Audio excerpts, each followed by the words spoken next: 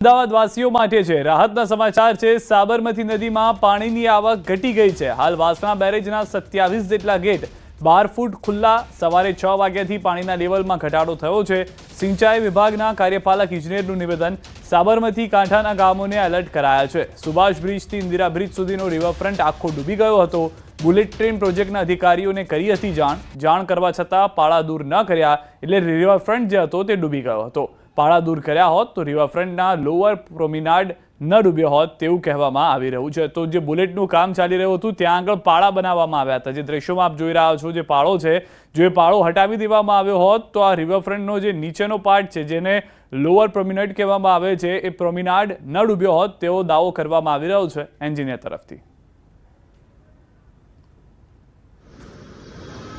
સાબરમતીમાં આજે વહેલી સવારે 94,056 ક્યુસેક જેટલું પાણી છોડવામાં આવેલું છે અને તેના બાદ અત્યારે સતત એમાં પાણીમાં લેવલમાં ઘટાડો છે।